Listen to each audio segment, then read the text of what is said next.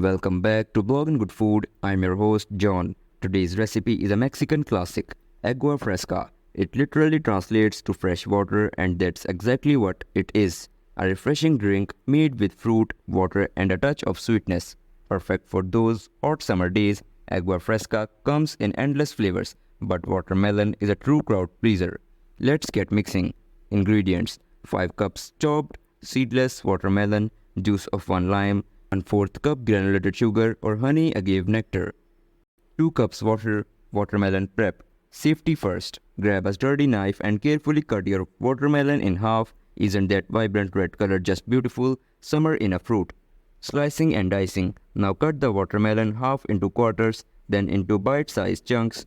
Toss those chunks into your blender. Zest of lime. Freshly squeezed lime juice is the way to go here. Squeeze the juice from your lime straight into the blender. The lime juice will add a delightful tang that complements the sweetness of the watermelon. Sweetness to taste. Add the sugar or your preferred sweetener to the blender. Honey or agave nectar will add a subtle floral note while sugar keeps it classic. Water works. Pour in the fresh water to complete the ingredients list. Remember, Agua Fresca translates to fresh water, so water is a key player.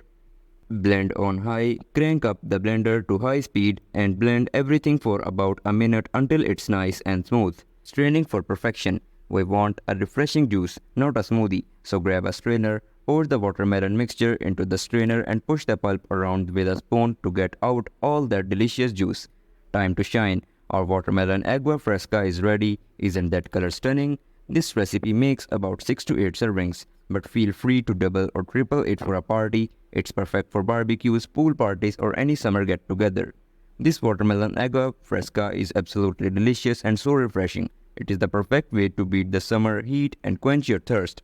For full recipe with measurement and instructions, check out the link in the description below or head over to our website at blogginggoodfood.com.